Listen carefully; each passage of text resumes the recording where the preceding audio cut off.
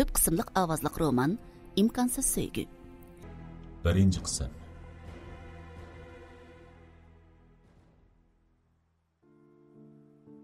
Ürümçi toluma güzel şehir. Güzelligi hem avatlıqı bilen kişini özüge tatıdı. Güzel dönkörük, avat çoğun baza. Etraptaki aşxanlardan çıkıvatkan tamaklarının xuşpurqi, dimakka urulup kişinin yegisini keltirse, magazinlardan ağınıp durgan yakımlık muzikalar kişiga rahat bəxş etdi. Dep xeridar çaqırıvatkan sodgerlerinin avazları bazarının qaynaqlıqını texmi küçeytip baratdı. Bağçının içi tolumu gühel bulup, sap havaslı kişiga eli tağlarını, məyin şamallarını, xuşpıraq güllerini, hatta şox kepineklerini əsiltətdi. Şu güzel bağçının süzük suyu dolqunlanıp durgan köl boyidagi bir yoldan mağrur qadam tashlab chiqib ketayotgan chiroyli bir qiz alayda ko'zga tashlanib turadi. Uning qap-qara qoshlari, ohublaqdek chiroyli ko'zlari, kiyib olgan chiroyli ko'ynagi uni bu bog'cha ichidagi yagona soyib jamolga o'xshatib qo'ygan bo'lib, qizning yenidan o'tib ketayotganlar qizning husn jamoliga mabtun bo'lgandek uningga qarab qo'yishadi. Ammo qiz tolimi mag'rur holda yo'lni davom etkazadi. Qiz havoliq bog'cha ichida davomli qadam tashlab kelmoqda edi. U o'zining haqiqiy go'zal qizlarga xos sulkiti bilan atrofdagi go'zal manzaralarga, gullarga, sayrayotgan qushlarga yerismanlik bilan qaraydi. Qizning yelkasiga tushib turadigan chochlari mayin shamolda yenik yelpinib turadi. Qiz beshidan o'tgan har bir ishlarni xuddi kino lentsidek bir-birlab xiyol ekranda o'tkazishga boshladi.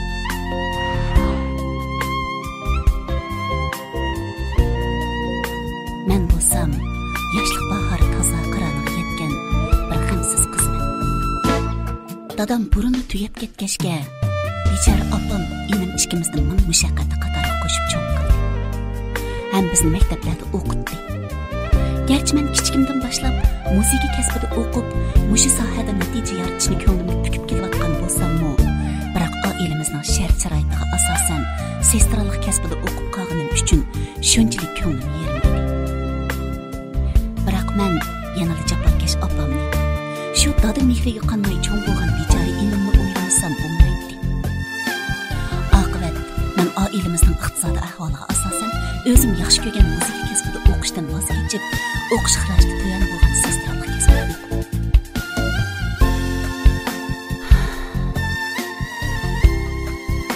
Mana nima iloj? Turmush degan baribir turmushda. Ko'z oldimdagi reallikni o'zgartirishga mening qandaqmi qurbim yetsin? Qiz to'lqinlanayotgan ko'l suyiga tikilganicha yana xiyollar qaynimga cho'kib ketdi. Shu kunlarda men o'z-o'zimga endi menmi balog'atga yetib qoldim. Mening bu arzu-armonlik go'zal hayotimning darvozasini zodi qandaqroq bir yigit chekib qolarkan deydigan xiyollar meni hech bir oromimni qo'ydigandek emas. Chunki yaqindan beri ba'zi bir yigitlar menga bir xil qiziqish nazarlari bilan tikiladigan, mening vujudimdan nimalarnidir izlaydigandek ko'rinadigan bo'lib qoldi. Ammo men qalb torimni chekkidek bir xil sehriy kuchni ularning vujudidan hech bir ko'rolmayotdim. Rostni aytsam, undaqlarga meningda qilchilik qiziqish yo'q.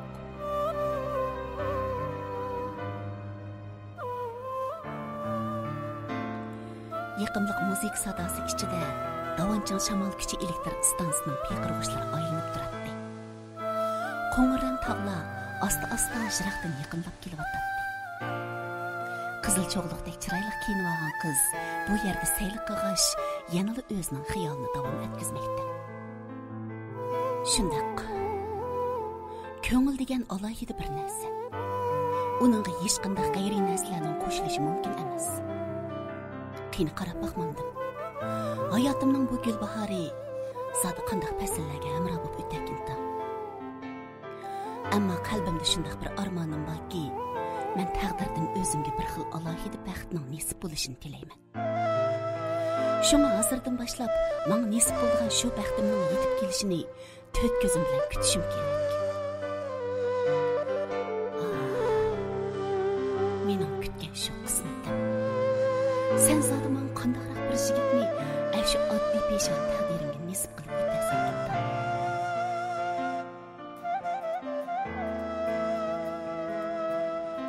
hashamatli restorandan yangi ijodiy mo'ngluq musiqa yangrab turadi.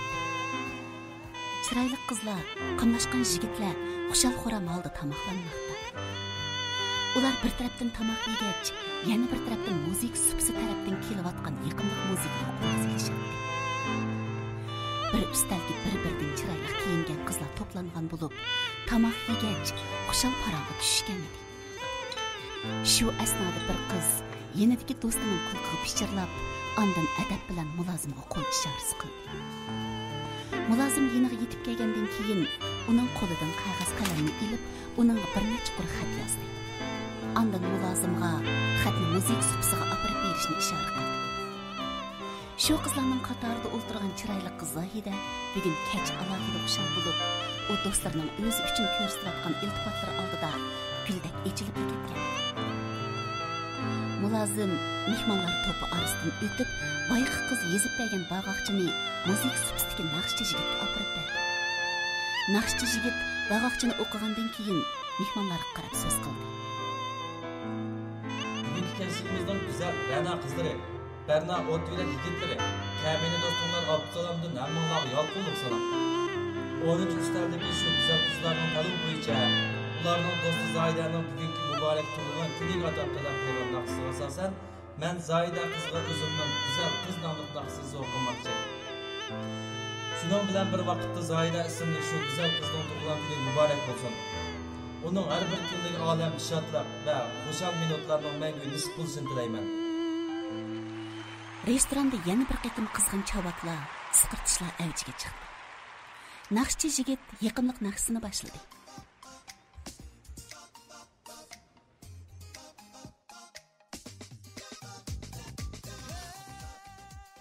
Naqshi shu qadar mo'ngluq bo'lib, yiqimliq musiqa bugun kechdagi barliq mehmonlarning yurakdorini chekib o'tgan.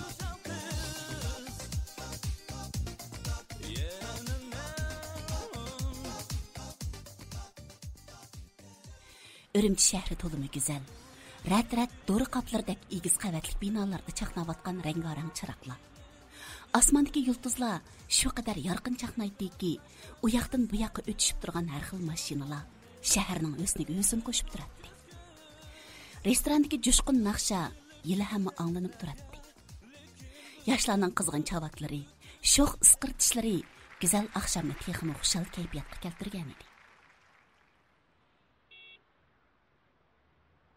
Pakiza, madaniy turmush muhitida ratlik, chiroyli kiyinishgan shahar xonimlari, apandimlar xushal-xuram holda o'zaro bir-biriga salom bajo keltirib o'tishmoqda. Chiroyli kiyinishgan bir to'p go'zal qizlar, qamlashgan yigitlar qo'l tutishib, kulki chaqchaq qilishib, o'z yo'llariga ravon bo'lishmoqda edi.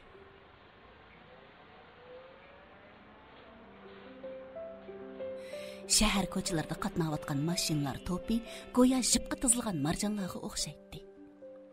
Ko'cha bo'ylaridagi kishilar, tijoratchilarning hammasi o'z mashg'ulotlari bilan aldirash. Do'konlarning ichida liq turgan chiroyli gullar, qapazlarda beqilayotgan har xil chiroyli qushlar xush ovozda sayrashib, kishi ko'nglini xush qiladi. Karxanchi yigit Jasur usti o'chiq qimmat baholiq mashinasini haydab, yiqimliq musiqalardan anglag'ach, bugungi bu go'zal shahar havosida nafas olganicha xushal holda kelmoqda edi. Mana bu qamlashgan yigitning ismi Jasur. Hozir u menga eng qizg'in hissiyoti bilan talab qo'yayotgan yigitlarning ichidagi qaltis biri. U oliy maktabni bitirgandan keyin balkim ota-onasining orzusi bo'yicha bo'lsa kerak, ma'lum bir donliq korxonaning bosh direktori bo'lib ishlayotdi. Bu yigitning mijozi intayin xushchaqchaq. U doim menga bir mardona yigitdek bilinadi. Ikkimiz bir qitimliq yig'ilishda uchrashib tanishib qolgan. Rasni aytsam, mening arzu armonlar bilan to'lgan yoshlik istak armonliq muhabbat qal'ayimning darvozasini tunji bo'lib chekkinimi dal musha yigit. Biz tanishgandan beri bir necha rat uchrashdik, paranglashdik. Yoshirmayman. Har qitim men bu yigitni ko'rganimda asta-asta uni o'zimning bag'ancha yoqtirib qolganimni his qilyapman. Uni rostdan yaxshi ko'rmanmi yo'q? Qani, qolgan ishni keyinchi bilamiz.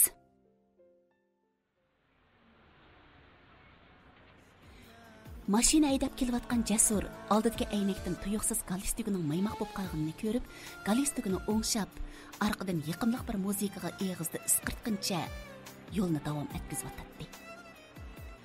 Jasur mashinasini binoning oldiga akilib to'xtatib, kiyimlarini ancha-muncha tuzab, mashinadan tushdi. Mashinadan tushib, mashinani quluplab binoga qarab mangdi.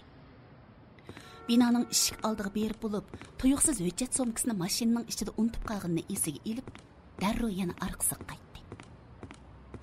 Mashinaning yana qaytib kelgan Jasurning ko'zi ixtiyorsiz texi yelilil mashina aynigiga qistirib qo'ygan noma'lum bir konvertga tushib, hayron qoldi. Ondan konvertni ichib, uning ichidagi bir tal qizil atirgul qistirilgan atgertkini ko'rdi. Atgertga Jasur apandim, atdiganligingiz xayrlik bo'lsin degan gap chiroyli qilib yozilgan bo'lib, Jasur ostiga yozilgan imzodagi sizni yaxshi ko'radigan atirgul qizdim degan xatlarni yenishlab o'qidi. Ondan ittik beshini ko'tarib, atdigandila o'ziga bunda g'alati chaqchaq qilgan shu noma'lum qizni izlashga boshladi. Ammo u har qancha qarasimu, uning atrofida o'z ishlari bilan aldirash ketayotgan kishilardan boshqa hech kim yo'q edi. Jasur shu notanish kishilar orasiga hayronlik nazar bilan qarashga boshladi. Ham qiziqarliq, ham romantik tusda hadiya qilingan bu alohida sovg'idan hayron qolgan Jasur ixtiyorsiz kulib tashladi. Ondan ichida o'yladi. Menga atdiganda bunda xalit chaqchaqilgan zodi qaysi qizdi?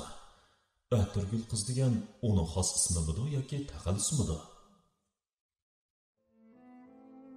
U atdiganda topshirib olgan bu sirliq sovg'a va sirliq qiz haqida nurg'unlagan xiyollarni qilib, beshini qashlab, unutib qolgan hujjatini ilib, ishxonasiga qarab mangdi. Doktorxona balnis binosi ichida doktor, sestralar u yoqdan bu yoqqa mengishib yuradi. Anda-sanda bemorlarni ko'zga chiliqib turdi. Sestralar kiyimi kiyib olgan chiroyli qiz Zoida, sestralar ish bejirish o'rinda kompyuter orqali mashg'ulot qilmoqda edi. Doktorxonaning ishigidan o'ttir yoshlik ayol Turg'un bilan Maryam gul sevetini ko'tirguncha balnis binosi tarafga qarab kirib keldi. Sestra Zoida davomli mashg'ulot ilib bormoqda edi. Bu chaqda uning xizmatdoshi Nozila yeniga keldi. Zoida, bugun ahvolingiz qandaroq? Yaxshi, o'zingiz-chi? Bugun ajoyib chiroyli bo'lib ketibsiz-ku, chosh bo'yingiz shunday yarashibdi. Rahmat. Jasur zamonaviy uslubda yasalgan chiroyli koridorlardan o'tib, ishxonasi tarafga qarab mangan edi. Uning oldiga uchirgan shirkat xodimlari uning salom qilib o'tdi. Jasurmi ularning salomiga tabassum bilan javoban salom qaytargach, yo'lni davom etkizmoqda edi. Jasur amdila ishxonasining oldiga kelib turganda, chiroyli kotib qiz uning yoniga keldi. Yaxshimisiz, direktor? Atiyanikingiz xayrlik bo'lsin. Rahmat sizga. Muborak bo'lsin, direktor. Meni nimaga muboraklaysiz? Kotib qiz Jasurning qo'lidagi atgertini ko'rsatib turib, shundoq dedi. Qo'lingizga sovg'a pek chiroyli ekan. Rahmat sizga.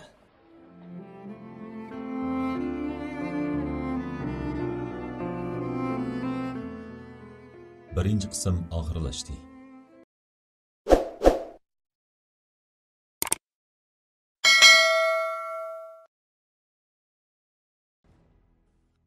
İkinci qism.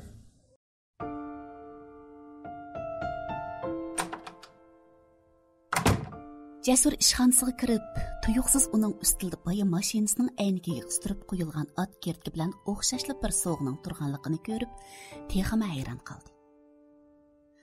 Atirgul qistirilgan atgertkiga yanala Jasur apandim, atdiganligingiz xayrlik bo'lsin. Sizni yaxshi ko'radigan atirgul qizdim degan xatlar yozilgan bo'lib, buni ko'rgan Jasur bu ikki sovg'ini cho'qim bir odam hadiya qilgan. Bu atirgul qiz zodi kimdi? Meni bir qiz yoshirin yaxshi ko'rib, bu o'yinni attay o'ynayotgandim qandoq deganlarni xiyol qilib, birdan o'ylanib turgandan keyin darrov qo'liga telefonni oldi. Nazila davomliq Zohidaning chiroyli sochlari va qosh ko'zlariga sapsilib qarayotdi. Menga nimandaq tikilib qaraysiz? Notanish birsini ko'rib qolgandeklar. Zoida, siz nimanda chiroyli yurayotgan yigitingiz bormi? Zahida davomliq mashg'ulot ilib berayotdi. Tuyuqsiz uning yonfoni sayrab ketdi. Zahida telefon ekranidagi Jasurning suratiga qaragancha yiqimliq kulimsirab telefonni oldi. Yaxshimisiz qadrligim? Men yaxshi hayotdam. O'zingiz-chi ishlardamsiz? Zoida, men sizdan bir ishni so'ramoqchi edim. Siz So'ravering. Nima ishdi? Zoida, siz yarim soatning oldida, yo'q, taxminan 1 soatning oldida bo'lishi mumkin. Bizning shirkat tarafiga kelganmidingiz? Yo'q. O tarafda mening boshqa ishim bo'lmasa, nemishqa bog'dekman? Bir ish bo'ldimi? Zoida, qarang, bugun bir qisqartilish yuz. Jasur, sizga soat nima bo'ldi? Nemishqa gapingizni to'xtatib qo'ysiz? Zoida, bo'ldi so'ramang. Hech yo'q. Keyin ko'rishaylik. Qarshi tarafdagi Jasur bilan so'zlashayotgan Zohida uning so'zlarini anglab bo'lgandan keyin nemishqidir sirliqini kulimsirab qo'ydi. Shu topda boyi Jasur bilan paranglashgan chog'dagi chiroydagi tabassum texchi jutmagan Zohida xushal kulib mashg'ulot qilmoqda edi. Bir yandan yetib kelgan Nazila Zohidaning chiroydagi tabassumni ko'rib yana so'zladi. Oya yurvatgan yigitingiz bormi deb so'rasam javob bermagansiz. Qarang sizni. Zohida uningga qarab kulib qo'yib, gap so'z qilmasdan o'z mashg'uloti bilan band bo'lishga boshladi. Hozircha sizga deb beramayman. Bu zodi qanday javob endi? Ikkilan paranglashayotgan shu paytda Maryam qo'lida narsalarni ko'tarib kirib, sestra qizlarga qarab adab bilan so'radi. Yaxshimisizlar qizlarim? Men sizlardan 32-nomerlik yotoqning qayerligini so'ramoqchidim. Davomliq Zohidaning javobini kutib, uning eg'iziga qarab turadigan Nazila Maryamning savoliga parvosizlik inkos qaytirib, qo'li bilan yon tarafni ishorat qilib qo'ydi. Bundaq aniqsiz muomildan bir oz ranjigan Maryamning qapoqlari turilib, bir oz achchiq bilan yana so'rdi. 32-nomerlik yotoq zodi qaysi tarafda? Nazilamo bir oz xafa bo'lgandek qilib javob berdi. Av tarafda dedim-ku. Bu ikkisining shu topda azorlashib qelish oldida turayotganini sezgan Zohida ishtik qo'lidagi ishni qo'yib eg'iz ochdi. Yaxshimisiz ada? Jiring, siz so'ragan yotoqni men ko'rsatib qo'yay. Nimandaq chiroyli gul bu. Bemor sizning bu so'g'ingizni ko'z cho'qim xush bo'ladi. Kesilimi tezli saqiyib ketadi.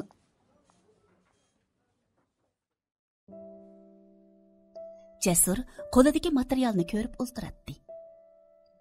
Ammo uning ko'ngli bir oz oromida bo'lmag'ach, yiliqi sirliq so'g'iga pat-pat qarab qo'yib, xiyol surib qoldi. Ondan ustiliga tiklab qo'yilgan ramkadagi Zohidaning tabassum qilib turgan chiroyli suratini qo'liga ilib, bir qur sapsilib qaravatgandan keyin o'z-o'ziga so'zladi. Zoida, men sizni yaxshi ko'raman. Mayli qaysi bir qiz, hatto osmonga oyni o'zib akilib pasmo, hargiz sizga tan qilmayman.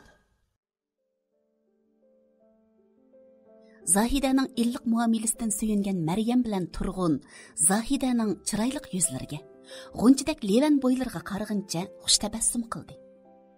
Oxiri Maryam kulib turib eg'iz ochdi. Qizim, siz mushu doktorxonada ishlamsiz? Ismingiz nima? Ismim Zohida. Men mush doktorxonada ishlayman ada.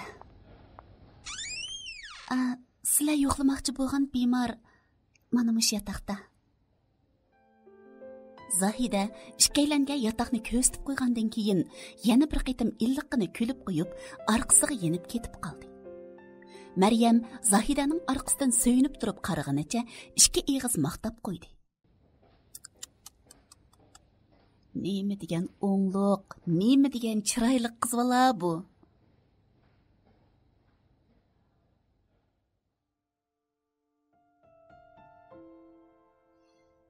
Jasur ishxonasida kompyuter orqali mashg'ulot ilib beryapti.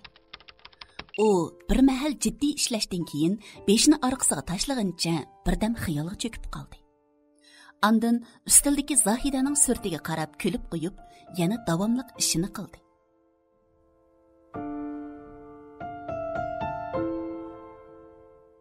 Özleridan jıraqlab ketayotgan chiroyli Zahidaning xush muomalasidan suyungan Turg'un bilan Maryam qizning orqasidan havaslanib qarab qoldi. Maryam yo'ldishi Turg'unga qarab yana so'zladi. Dadisi, bizga dal mushundoq ham chiroyli, ham o'ngluq bir kelin bergan bo'lsa, voy voy, qancha xo'shib ketdim deyman. Jasur ishxonasida davomliq mashg'ulot qilib o'ltiradi. Bu chaqda kotib qiz eshikdan kirib keldi. Direktor, Baxtiyor ismli bir apandim sizdan ko'rishman deydi. Kirgizib o'tang. Boy balnesdagi bemorni yo'qlab, hamda taksiga o'ltirib uyga qaytayotgan Turg'un bilan Maryam to'liq xushal ko'rinadi. Maryam yo'ldishiga pichirladi. Dadisi, boyiq qiz xiyolimga kirib oldi. O'zim shundoq chiroyli, kasbim shundoq obdankan. O qizning ota-onasi zot qandoq odamlardi. Onasi, sizlar texnik shu xiyaldami? O'g'limizning xiyolini biz texi bilmasak, kim bo'ldi? O bizning oldimizda jim yurgani bilan burunli qiz deb bo'ldimi texi? Qo'lida bir muncha kasallar arxivini ko'tarib olgan Zohida ish ustiliga kelib o'ltirdi. Nazila uningga qarab yana so'radi. Bayqa xonim sizning tunishingizmi? Zohida qo'lidagi arxivlarni ratlayotgach, yo'q degandek ishorat qilib, beshini chayqab qo'yib, o'z ishini qilaverdi. Yilqi xonimning nimanda holi cho'ng? Zohida uningga boshqa so'z qilmay, faqat kulimsirab qo'ydi. Nazila yana eg'iz ochdi. Zohida, yigitingizda qandoq bo'ladi va ajab bilgim keldi. Xeyli bo'ldigan obdan bola.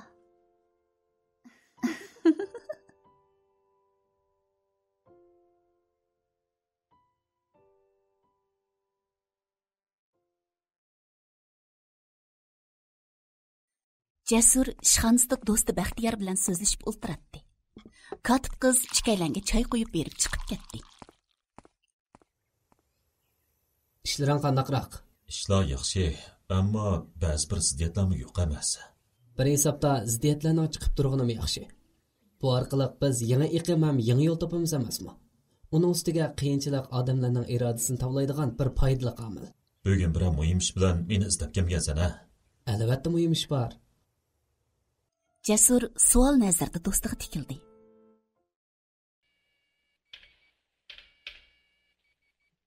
Zahida kompyuterda davomli mashg'ulot ilib bormoqda edi. Dal shu chaq uning yonfini sayradi. Zahida telefonni qo'liga oldi. Telefon ekranida yanali Jasurning surati ko'rinib turibdi.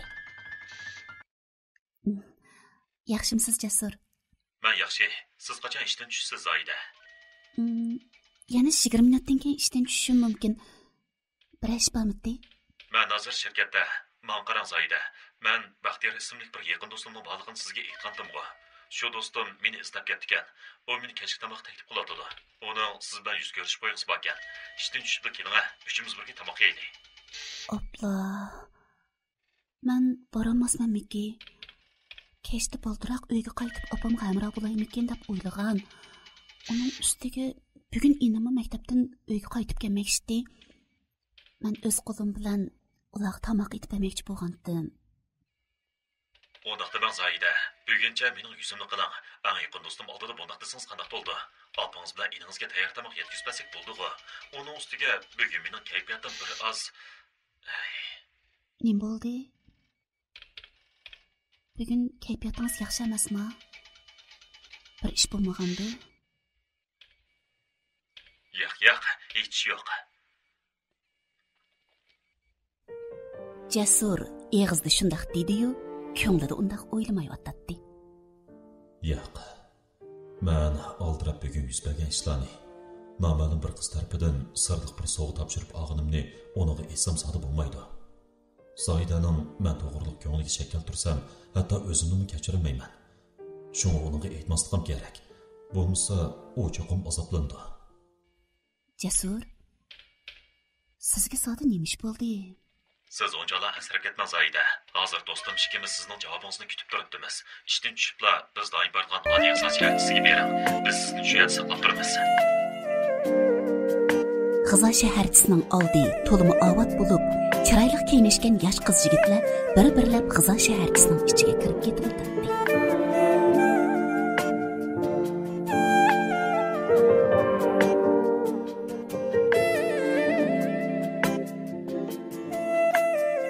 İkinci qism oxirlashdi.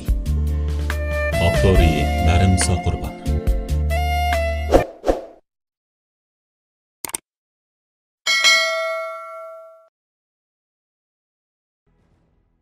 Üçüncü qism.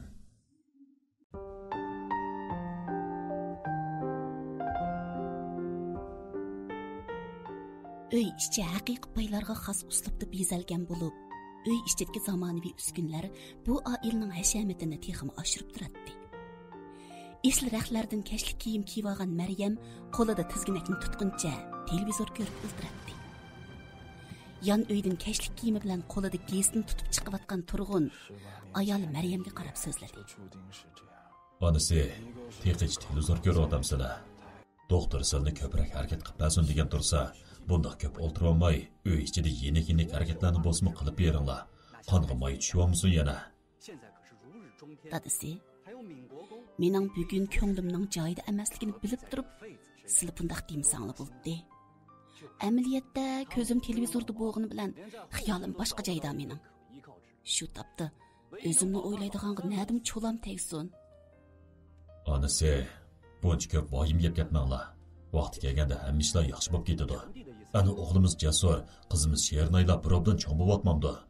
Turmushimiz guldek o'tib olsa, ortiq xiyolni ko'p surib, salomatliklarni qardan chiqarmanglar. Dadisi, sizlar undaq deganinglar bilan o'g'limizning yeshi 25 ga kirib qoldi.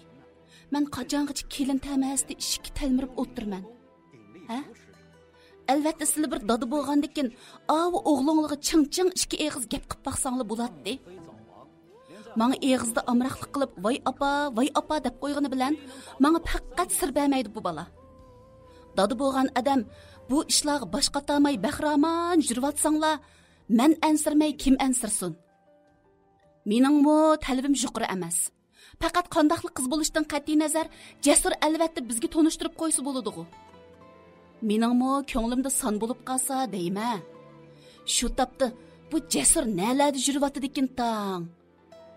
Mana, kashmi bo'ldi. Texchi uyga kelmavassa. Yurgan qizi bo'lsa akilib bizga tonishtirib qo'ysa bo'lmamdi deyma. Bu balning zodli bizni o'ylishi yo'q. Onasi, asirmanglar dedimg'a. Onun o qizni hamma bir kuni akilib bizga tonishtirmay amali yo'q. Balki shu topda u o'zining yuratgan qizini bizga tonishtirishdan avval balki yaqin do'stlariga tonishtirmoq kerak. Dadisi, yiliq kuni doktorxonada bizga uchirgan chiroyli sestra qiz zotli mening ko'z oldimdan neri ketmayotdi.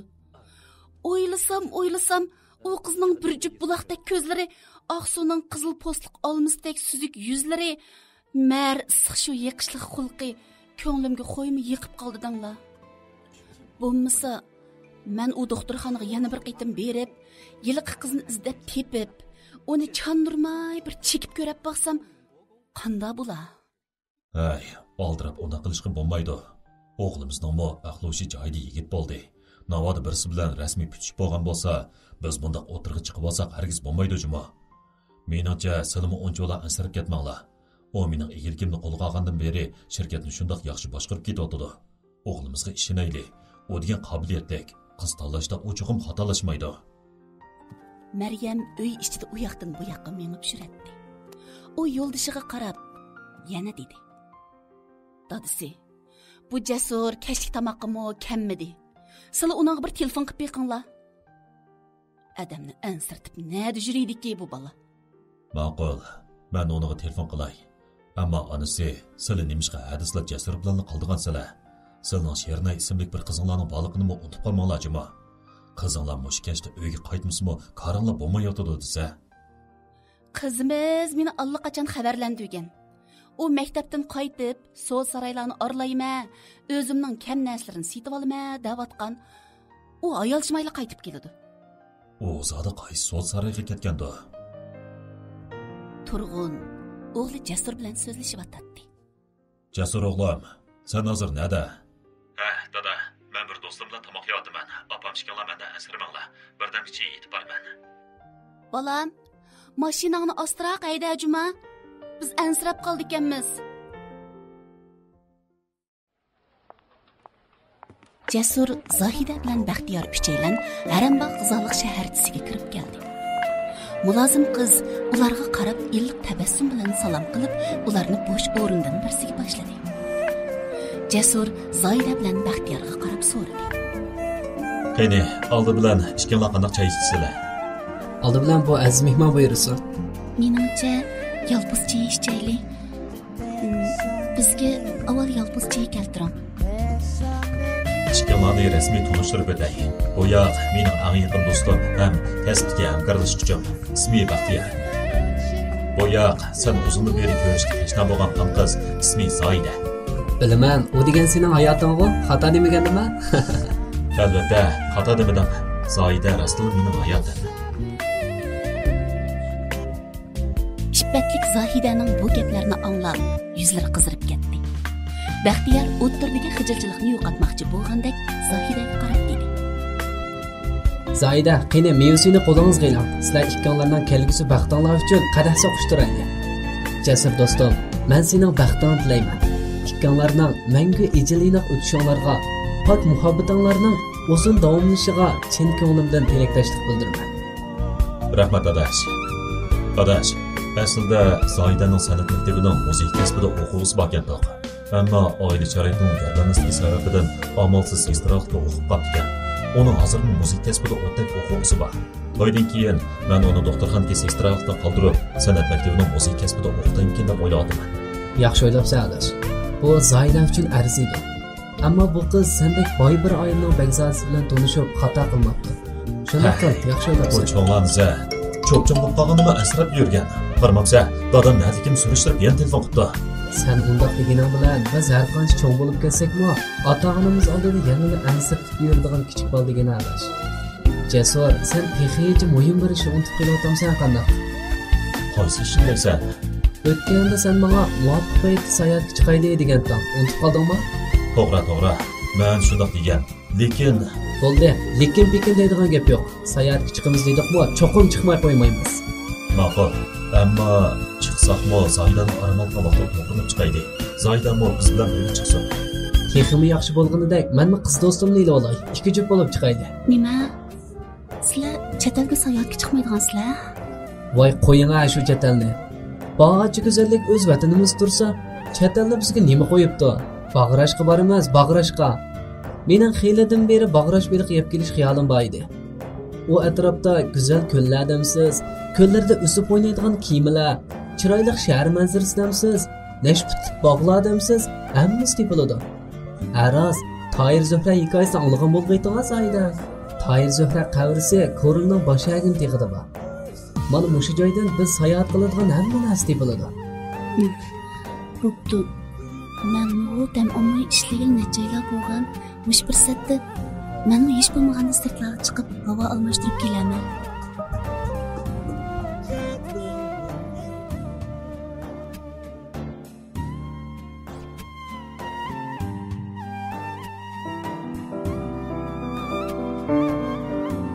San'at maktabining usul kasbida o'qiydigan 22 yoshli qiz Shernay Soda Sarayining ustun qavdidan serilma palampay orqali pastga tushyotdi.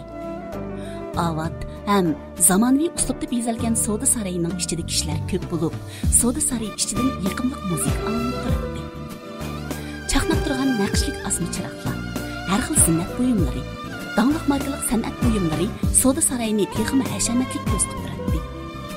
Shernay serilma palampaydan pastga tushayotganda o'zi demaklik bir yosh yigit yandagi palampaydan ustiga qarab chiqayotgan bo'lib, u yigit yosh, chiroyli Shernayni ko'rib, darrov orqasiga qaytib, Shernay tarafga qarab ildam qadam tashladi. Shernay Soda Sarayining eshigidan chiqib, piyodalar yo'liga tushib, yo'lini davom qildi. Shahar ko'chalarining kashlik manzarasi shu qadar go'zal bo'lib, yo'l bo'yidagi chiroqlar sonsiz yulduzlardek chaqnab, shahar tusiga texmi go'zallik bag'ishlaydi. Yo'llarda piyoda yurayotgan chiroyli qiz-yigitlar, madaniy shaharning chiroyli kiyinishgan kishilari nalargadir aldirab, u yoqdan bu yoqqa o'tishib turadi. Shernay rangdor chiroqlar chaqnab turgan bo'stonliq yo'lda kelmoqda edi. u orqasiga noma'lum bir yigitning agishib olganligini ko'rib, qadamlarini ittiklatdi. Yigitmi davomli uningga agishib, qadamini ittiklatdi. Shernay birdan ittik mangandan keyin bir oz achchig'i kelganda shappida o'rinda to'xtadi. Ondan orqasidan yetib kelgan yigitga qarab dedi: Ay siz zodi kim o? Nimishqa bundaq orqamga tushib olsiz? Kechiring, mening ismim Riyod. Men bu siz o'qigan san'at maktabining rejissyorlik kasbida o'qiyman. Men sizni xiyladan beri maktabda ko'rib yuryapman. Xohlasangiz tanishib qolaylik. Kechiring, men hozircha biz bilan tanishishni xohlamayman. Riyod bu gaplardan huduqqincha turgan joyida turib qoldi.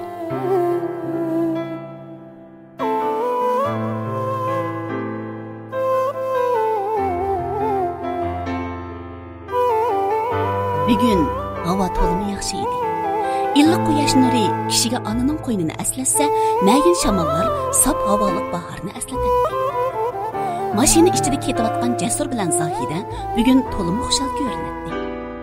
Yiqimliq muzika, go'zal muhit ularning kayfiyatini xushchaq qilmoqda.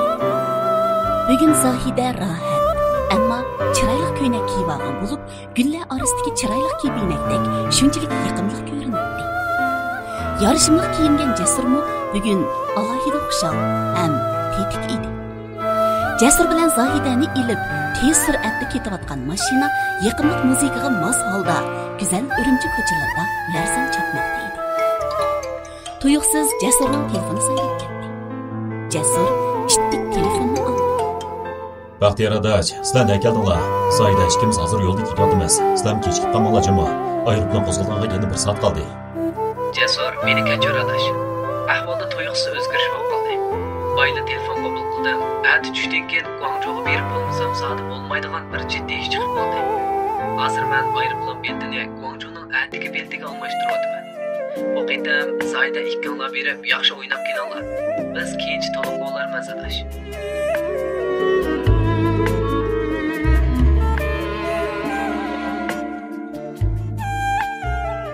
3-chi qism oxirlashdi.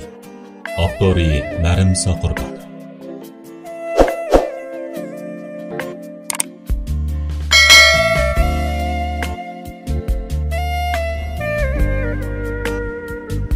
Dördüncü qism. Aerodromning ko'rimlik ham qaynoq zal ichida har millatdan bo'lgan kishilar uzun uchrat bo'lib, bexatarlik tekshirishdan o'tmoqda edi. Shu kishilar orasida Jasur bilan Zohida paydo bo'lib, ularning rasmiyatlarini o'tab bo'lib, yana bir zal ichiga kirib ketdi. Jasur bilan Zohida qo'l sumkalarini ko'tarib, uchrat bo'yicha aeroplanning eshigidan kirib ketdi. Hayal o'tmay, aeroplan o'rnidan qo'zg'alib, nishon bo'yicha havoga ko'tarilib uchib, ko'p-ko'k osmon bo'shlig'ida bari-bari shiraqlab ketdi.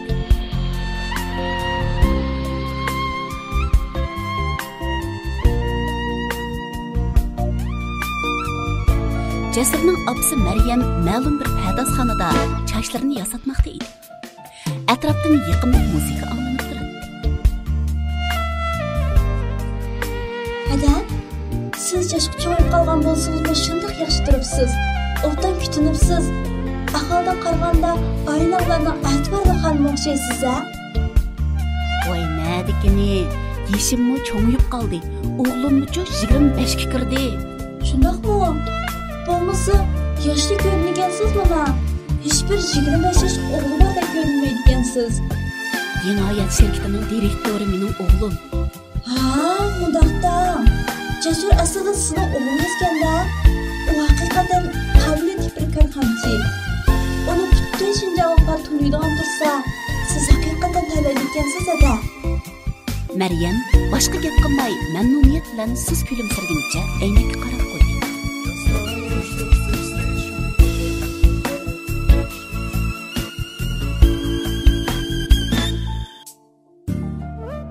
Müzik sadası ichida to'lqinlanib chayqalayotgan Bag'rash ko'lining ko'rinishi yiroqdan yaqinlab kelyapti. Suv yuzida uchishib yurgan chayqalarning sayrashlari anglanib turadi. Bag'rash ko'lida paraxut orqali uzayotgan Jasur bilan Zohida hayajon ilkida bir-biriga qarashib o'tiradi. Shamol Zohidaning sochlarini uchirib o'tganda uning chiroyida baxt jilvasi aks etadi. Zoida, shu topda men bu Zumrad Gölni ko'rib, Titanic nomli paraxod degan kino esimga kelib qoldi. Ras, o kinoning voqealigi bekli ta'sirliga, bo'libmi qiz yigitning muhabbati. Ondan o kinoning yiqimliq naqsi dama. Men bir chaqlarda bu kinoning naqsini aytishni bekli yaxshi ko'ratdim. Amsa, shu naqshini bir aytib bering. Sizdek azaldan muzikani yaxshi ko'rgan bir qiz, cho'qim bu naqshini yaxshi aytsangiz kerak. Zahida ko'ldagi bujg'unliq sularga qaragancha shu kinoning naqshini aytishga boshladi. Naqsha oddiylikdan kuchayib, orkestr darajasiga ko'tarilib, ko'l yuzida chaqnab turgan quyosh, atrofdagi go'zal muhit, osmonda uchayotgan qushlarning sayrashlari birikib, alohida bir ko'rinish hosil bo'lgan edi. Jasur naqsha aytayotgandagi Zahidaning yiqimliq, chiroyli yuzlariga qaraganicha o'zini to'limi baxtli his qildi. Jasur qizning shu kinodagi bosh qahramon qizga to'limi o'xshab qolgan siyoqiga maftun bo'lganicha qizning orqasidan kelib, paraxotning girbagida turib, ijroqlarga nazar tashlayotgan Zahidani yenikkina quchoqladi. Bu bir juft baxtli yosh ko'z oldidagi bu romantik muhabbat kartinasidan suyunganicha o'zlarini to'lim baxtli his qilishmoqda. Qaydo daryosining suzuk, yeshil suvlari, daryo bo'yidagi yeshillik bilan to'lgan go'zal manzara tog'lar, yayloqlar, bo'stonliq chiroyli mahallalar to'limi go'zal edi. Jasur bilan Zahida Qaydo daryo ko'riki ustida xushal mundashgan holda kelmoqda. Qamlashgan bu bir juft qiz yigitning alohida kiyinishlari, Zahidaning amdili ejilish oldida turgan g'unchidek chiroyli, yiqimliq ruxsari. Jasurning qamlashgan, sumbatliq bo'ylaridan bir-biriga toza mos kelgan baxtli yoshlar ekanligi bilinib turadi. Atrofi to'g'roq zar bilan o'rilib turgan Lopnur ko'lining zumrad suyi yeshil dengizdek chayqalib turadi. Ko'l ichida Lopnurliqlarning an'anaviy kiyimini kiygan oppoq soqolli bir bo'voy Jasur bilan Zahida o'ltirgan yog'och kiyimini haydab ko'l ichida uzmoqda edi. Bo'voy bir tarafdan kiyimini haydagach, yana bir tarafdan qizil gulim naqsini aytmoqda. Naqsha go'zal ko'l bo'yida chayqalib turgan zumraddek suvlar bag'rida uzundan uzunga aks sado qaytirmoqda edi. Oltindek tusga kirgan to'g'raqsarliqlar qumliq bag'rida 15 kunlik to'lin oy go'hardek chaqnab atrofni alohida go'zal tusga kirgizgan. Bir tarafdagi gulxonga qaplab pishirilayotgan beliq kavupining mazalik hidi kelib turadi. Bu yerdan ancha jiroq bo'lmagan bir joyda Lopnur qiz yigitlarining an'anaviy kiyimini kiygan bir to'p yoshlar Lopnurning qadimiy naqshlarini aytib, larzan usulga tushmoqda. Shu yoshlarning qatorida bu oqshomdagi mashrabga daxil bo'lgan Jasur bilan Zahidani alohida ko'zga chiliqib turadi.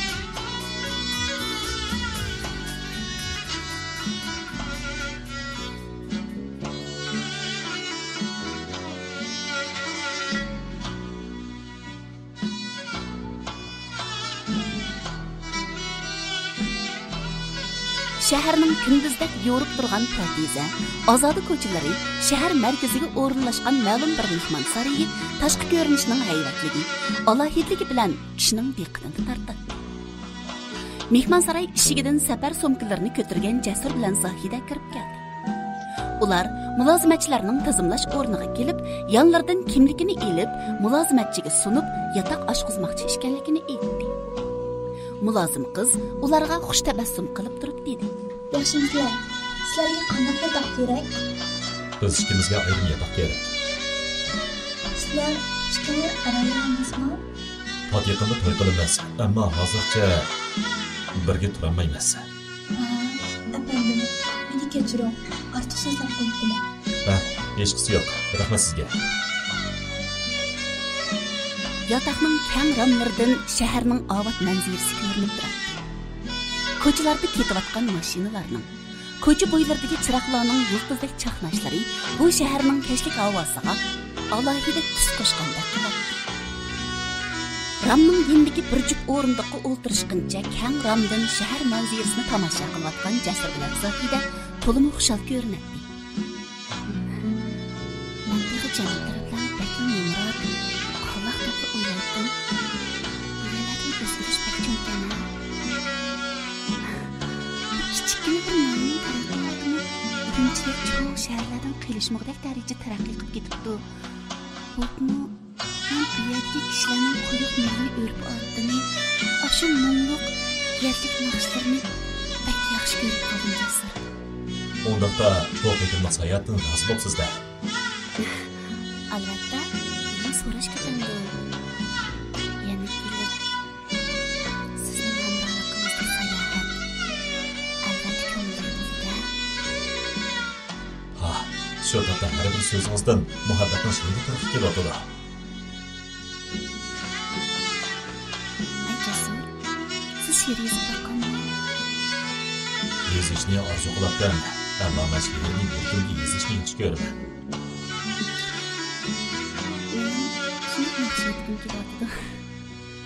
Qani, amsi boshliq. Yo'q. Ikkimiz aytaylik. Qaysi naqshni aytamiz? Men aqida degan naqshni bek yoqtiraman. Men o naqshning tekstini to'liq bilmayman. Hey, qara, Zoida, bugungi oy nima degan nurliq a? Bugungi oy rostdan shunday go'zal. Bo'lmasa, kishiga ham ko'p ilhom, go'zal hislarni baxsh etgan unutulmas dekabr degan naqshni aytaylik. Bu naqshni sizni yaxshi ko'rsiz-ku? Əvvəli, dəl tapdınız. Mən üçün deyib durmam. Naqshning mo'ngdan ta'sirlangan bu bir juft yosh muhabbatli ko'zlar bilan bir-biriga beqishgancha naqshni kamal qildi. Zoida, bu qitimliq sayohat men uchun unutulmas bir aslim bo'ldi. Bo'libmi, bugun oqshomgi ishimiz aytgan bu naqshni mangu unutolmayman. Mana bugun oqshomgi bu aytgan kechini qanday saqlayman.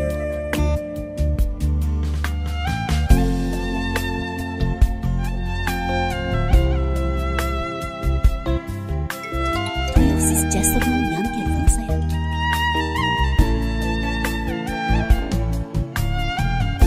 Maryam yon uy tarafdan patnisda 2 stakan meva sharbetini ko'tarib kirib keldi. Turg'un bo'lsa, shu topda o'g'li Jasurga telefon qilmoqda edi.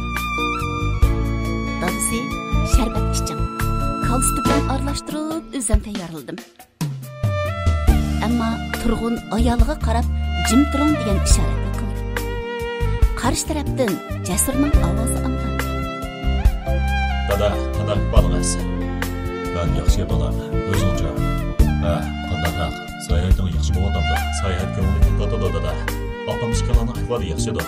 Men sizlarga telefon qilay deb turgandim. Maryam ishtik Turg'unning qo'lidan telefonni oldi. Jasur endi so'z qilay deb turishiga qarshi tarafdan opsi Maryamning ovozi anglandi. O'g'lim, qandaqroq ahvoling? Hozir nadasan? Tomoq yedingmi, yo'qmi? Baba, mening ahvolim yaxshi. Tomoq yedim. Mendan asar biyam. Ha, ayta bolam. Sen zodi kim bilan billa? Bu qitim sen kim bilan billa sayohatga chiqadiganingni zodi bizdan sir tutib ketding. Men sendan sal ansirab qelyapman. Men Jasur Zohidaning chiroyiga qaragancha bir oz duduqlab qoldi. Uning yenda turgan Zohida uningga aytmang degandek beshini chayqadi. Apa, men do'stlarim bilan birga, mendan asirma. Men ya kichik bola bo'lsam. Bu qitim menga deb berishni xohlamasang, bo'pti ixtiyoring. Ammo men senga deb qo'yay. Men Urumchiga yenib kelgandan keyin cho'qim sen yurayotgan yilqi qizni bizga tanishtirib qo'ymasang bo'lmaydi. U zodi qandara qiz, bizim bir ko'rib boqayli. Sen bizni bundaq taqatsizlantirsang bo'lmaydi Jasur. Ma dadang ikkimizning yeshimiz cho'ng'iyib qoldi. Dadang ikkimiz sening to'y tayyorligingni qilib bo'g'il ne vaqt? Ma'qul apa, ma'qul. Qaytib qolgandan keyin uni cho'qim sizlardan yuz ko'rishtirishga va'da beraman.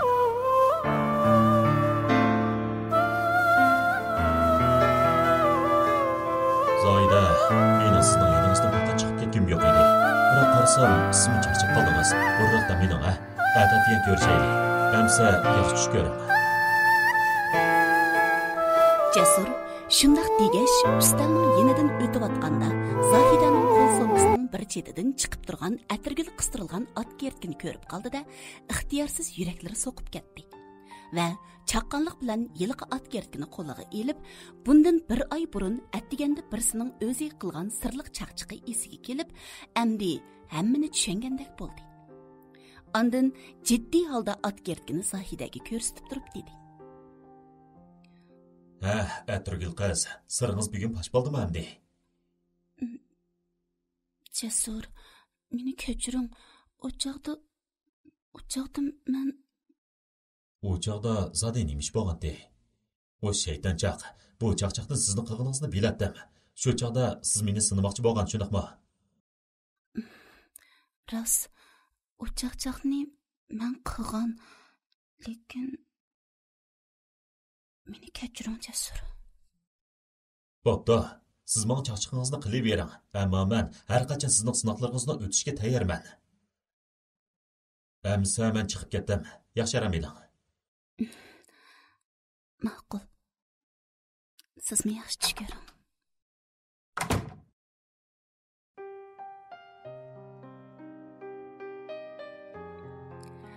Bayıqı мұңлық нақшының тәсіріден Zahida bilan o'xshash hissiyatga tushib qolgan Jasurmu o'z yotiqidagi kangri ram orqali osmondagi to'lin oyga qarag'ash shundoq dedi.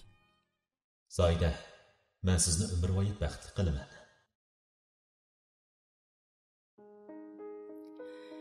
Mashg'ulot kiyimi kiygan Zahida amdili sirtdan kirishiga ustal telefonni sayrab ketdi.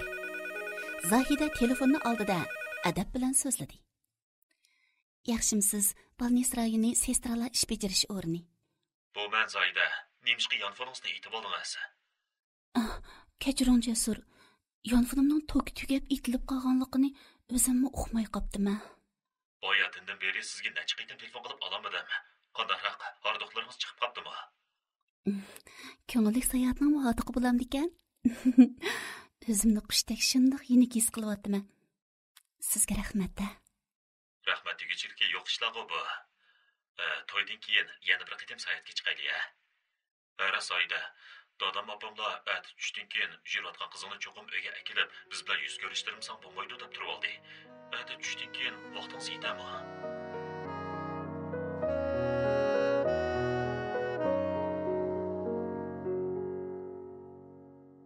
To'rtinchi qism oxirlashdi.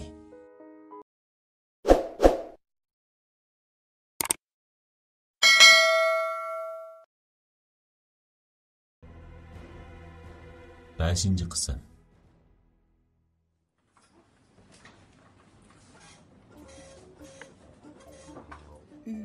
Ma'qul.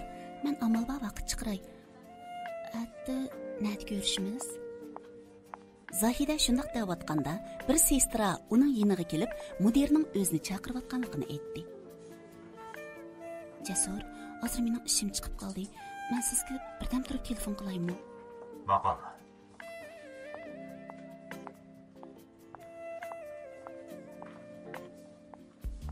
Bir to'p kishilar liftning tushishini kutib turadi. Bu vaqtda Zahidaning san'at institutining doktor riyosatchilik kasbida o'qiydigan 21 yoshlik inisi Ildan liftning oldiga keldi. Liftning eshigi ochilishiga u boshqa kishilar bilan birlikda liftga chiqdi. Ildan amdili eshikdan kirib turishiga koridorning bir chetidan bir muncha materiallarni ko'tarib kelayotgan ojiz Zahida bilan uchrashib qoldi. "Ey Ildan, bu yerga kelib qopsan-ku?" "Acha, Sinan bilan ko'rshaylab keldim." "Amsa, meni birdan saqlab tur-a, hozirlik kelaman." Ma'qul. Zahida inisi Ildan bilan ma'lum bir koridorning deraza oldiga keldi-da, Zahida gap ochdi. "Men qara, nemish bo'ldi? Meni izlab kelmayding. Bir ish bo'lmagandi?" "Acha, ansam Sinan yurayotgan bir yigitdan o'xshaydi. Apam og'riqchan bo'lgach uyda bundoq gaplarni deyishkil bo'lmaydi ekan. Shun sen bilan ko'rishay degan." "Oy, mening oppoq ukam. Mendan ansirab qolsan-da." "Acha, o'zat qandaroq yigit? Ansam ularning oilasini bek boy deydi-ku." "Ha, ularning jamiyatda xeyli inoati yuqori kishilar. Jasurning dadasi ilgirdanliq korxonchi bo'lgan. U kishi hozir o'z ta'minlashga chiqib, korxonasini endi o'g'li Jasur boshqaryapti." "Acha, men boylarni eskilamoqchi emas, biroq biz dadamizni kichiklikdan qilib, qiyin kunlarni beshimizda o'tkazib cho'ng oldik. Keyingi vaqtlarda men sening dilingning azor yeb qolishidan baklansirayman, acha." "Rahmat sana jinim ukam. Ammo sen ansirmagin. Jasur bek oq ko'ngil bola. Uningdan menga hargiz vafosizlik kelmaydi.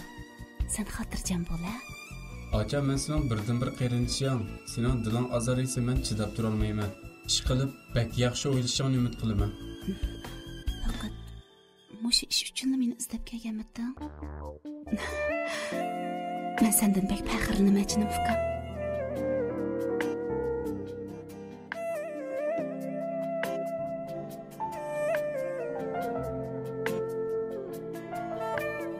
Çaşlarını çıraylıqını tügüp olgan Zahide bugün yarışımlıq yasnıp olgan idi.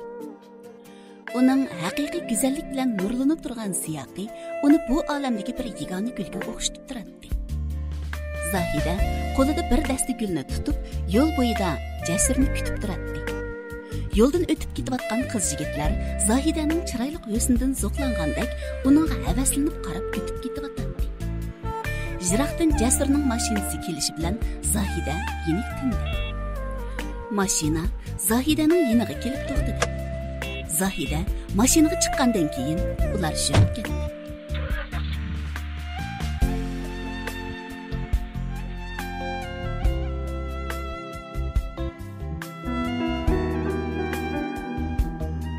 O'g'zi kelinining bugun uyga keldig'ini bilgan Maryam alohida xushal bo'lib, uyda bir necha xil tamoqqa tutish qilib, oybitak bo'lmoqda edi. Onasi, keliniga pichiqqa chiqmaydan qaranglar jiddiyleşib ketgan ularni. Voy jiddiyleşmey bulamdı dadisi. Ma mening ba'zi do'stlarimning bolalari to'y qilib, allaqachon bolalig'im bo'lib bo'ldi. Bizning ulardan narimiz kam. Ha? Ma boshqalarning so'z cho'chikiga qolmayli deyman-a. Bu Jasurning mijozi menga ayon. O bir ishga o'ng'ayliqcha qiziq qilib unimay turib oldi. Yilimi mushqitim men to'li to'y qilsam deb so'zlab, uni aran bir qoyil qilmagan bo'lsam, yana saqlab o'tirdik.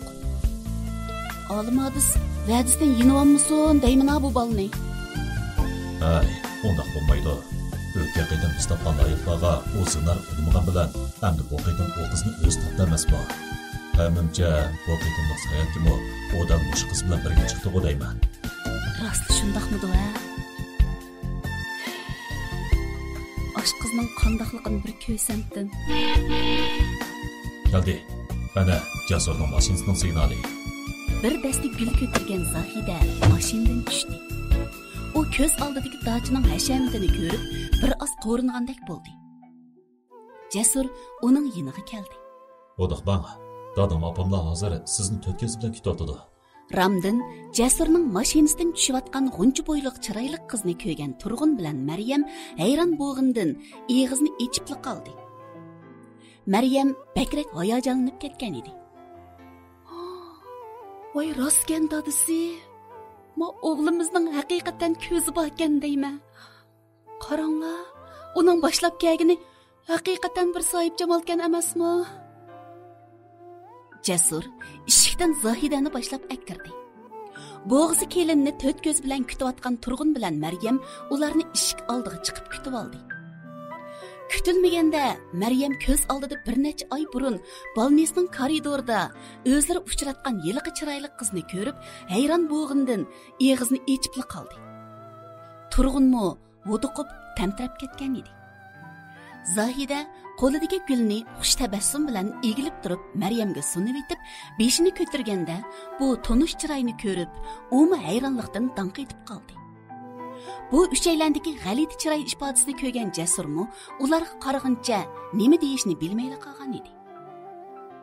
Shundaqdimi, u hozirgi bu xil g'alati holatni yo'qotish uchun gap qildi. Sizlarga zoda nima ish bo'ldi? Dada apa, nimaga bunda hayron bo'lasizlar?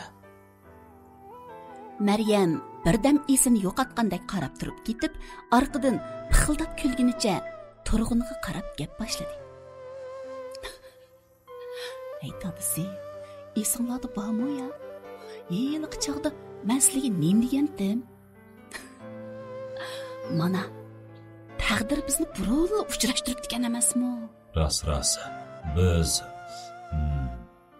bu ahvoldan texmi gangrab qolgan Jasur Zahidadan so'radi. Bu zoda nima ish? Sizlar burundan tunishamdinglar? Voy bo'ldi balam. Qolgan gapni keyin deyishayli. Xush gapsiz qizim. Ma bugun uyimizga mehmon bo'lib kelganingizdan shunda xush oldik. Qani uyga kirayli. Rahmat ada. Az bo'lsin-u bu mening ko'nglim. Voy rahmat. Kelivermay. uy ichidagi qimmat baholiq besotlardan bu oilaning haqiqatan boy ekanligi ko'rinib turadi. Ustallarga tizilgan mo'l nozi ne'matlar ko'zni qamashtiradi. Maryam paypitak bo'g'inicha Zohidaga navot chaylarni qo'yib, alohida takalluf qilmoqda edi.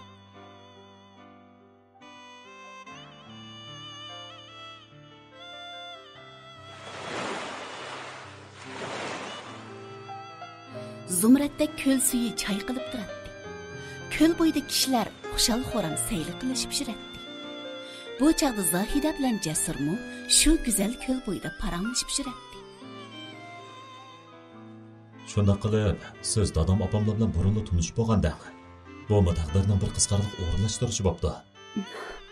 Men boya adamni ko'rib, bekli tamtirab ketdim Jasur. Nima? Siz tegicha hadamda da'vatsizga, banda opa deb chaqirmisiz bo'lmaydi juma. Kim biladi, ular to'yni tezlik qilamiz deb turib olamdi dedi. Demisimi, necha vaqtdan beri dadam opam sening yeshingni biz burunli dada opa bo'lib bo'lgan deb quloq mengamni yigili ne vaq? Sizningcha qanday qilamiz amsa? Qanday qilatoq? To'yimizni qilamiz shu.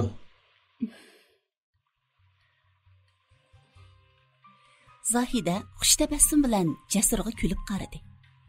Ko'l suyining mayin shamili Zohidaning chiroyli sochlarini yelpib o'tdi.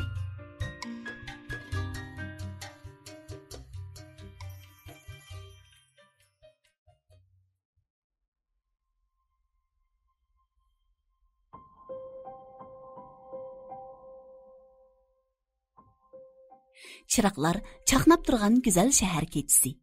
Qavat-qavat binolar. Yo'llarda mo'kidek o'tishib turgan mashinalar to'pi. Go'zal ko'chalar shu qadar pokiza ham ozoda. Yulduzlardek chaqnayotgan chiroqlar bilan o'ralgan binolardan bir xil hayotiy qudrat namoyon bo'lib turadi. Har xil rangdor chiroqlar shahar manzarasini kunduzdek yoritib turadi. Jasur bilan Zohida qahvaxonada qahva ishkash paranglashib o'tiradi. Mana siz asrga yomon o'tganlarni o'tib ketdik. Siz dadam opamlarning sizni qabul qilmasligidan asraydingizmi? Mana hamisha o'ng'aylar yurishadi. Endi xotirjamlikda to'yimizning tayyorligini qilaylik. Siz undaq deganingiz bilan men ota-onamizning, sizlarning oilanglarning buncha ular katta paylardan ekanligini faqat o'ylamabdi ekanman. Jasur, men bo'lsam Mamrat oilada cho'ng bo'ldim. Men desam, albatta ota-onamizning sizlarning oilaga mos kelgidek, oy oila bilan qudlash xiyoli bor bo'lg'iydi. Keyinchi bu nimligini sayda. Ayni vaqtlarda mening o'g'limni Mamrat ishlagandoq. Chiqilib dadam tirishib, iyilik yaratib, hozirgi kunga kelgan. Bizning oiladagilar undaq aslini unutib qolganlardan emas. Siz xotirjam bo'ling. Az kundan keyin to'yimiz bo'ldi. To'ydan keyin biz ikki balliq bo'laylik. Bir o'g'il, bir qiz bo'lsin. Ularga eng yaqinli qismdan qo'yaylik. Qiziqchimisiz? Demaydigan gapingiz yo'q-ku. Albatta, bu degan bir qonuniyat. Bolalarimizning bir qiz bo'lsa, ismini Firoza, o'g'il bo'lsa, Farruh deb qo'yaylik. Agar uch qizak bo'lib qolsa, yana birisining ismini uning ismini Firdun deb qo'ysak bo'ladi.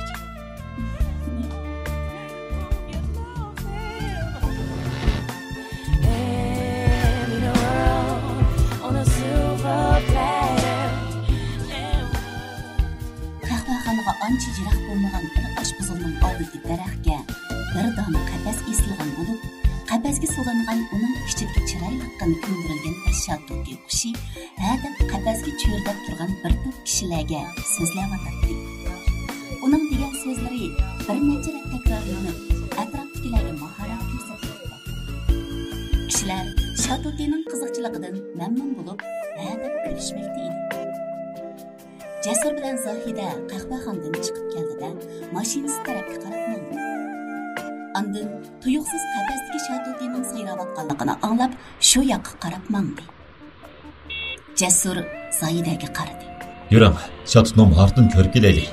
Ular Shatotining yeniga kelib qarab turdi. Shatoti yanala qapas ichida turib, boyiqi so'zlarini bir necha qator takrorladi. Bu o'qish nimaga aqlli ha? Ustam, bu qishni satamsiz. Yo'q, sotmayman.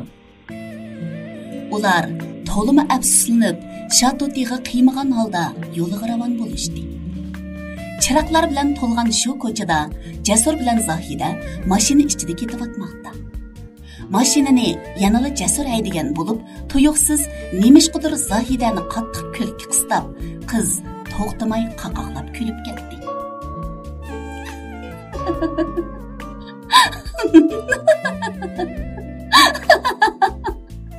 Nimaga buncha qo'shib ketdingiz? Shatotining qiziqchiligi esimga kelib qoldi. Uning to'rash marti shuqirkana. Shundoq, do'rash, qiziqchilik qilish u Shatutning asli moyiti. U odamlarga eng yaqin ham arma qo'sh. U menga kishilar orasidagi mehr-muhabbat, kuyimchanlik, haqiqiy do'stlikni tushundigandek bilindi. Uning so'zlarini anglayotgan Zohida qoyil bo'lib, beshini langishtirib qo'ydi.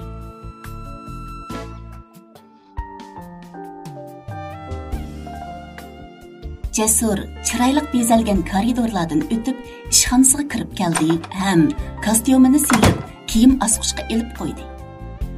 Bu chaqda katib qiz uning yoniga kirdi.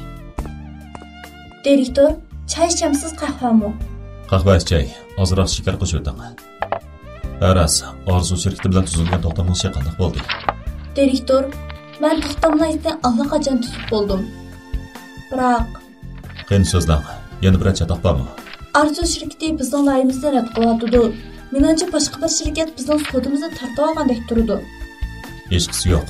Bizning ko'z oldimizda faqat Arzu shirkati bor emas-ku. Biz davomli boshqa shirkatlardan sodlasak bo'ldi. Siz davomli aloqa qilishing. Menimcha Arzu shirkatining amaliy iqtidori nihoyat yuqori. Men boshqa shirkatlar bilan aloqa qilishgan taqdirda boshqa shirkatlar yanada Arzuning o'rnini to'ldira olmaydi. Men unda qaramayman. Ko'zga ilmoqan putqa chumoq deydigan gap bor. Kichik shirkatlarning bo'shliqli bo'lmaydi. Siz davomli aloqa qilishing.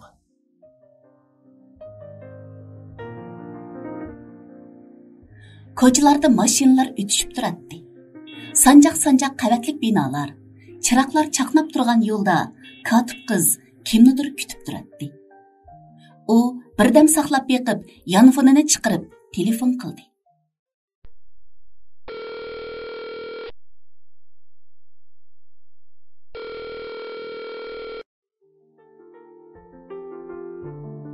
Baxtiyor ishxonasida material ko'rib o'tiradi. U birdam materialni ko'rib bo'lib, uni yig'ishtirib, o'rnidan turib, eshik tarafga qarab menishiga ishxonasining telefoni sayradi. Baxtiyor yana orqasiga qaytib, chiroqni yondirib, telefonni oldi. Qarshi tarafdan bir qizning ovozi anglandi. Baxtiyor efendim, ben do'stim Jasurning katib bo'laman. Siz bilan so'zi to'g'riliq ko'rishay dedim. Vaqtimiz bormi? Kechiring, men hozir bir do'stim bilan ko'rishdigan kelishib qo'ygan. Boshqa chaqda ko'rishaylik.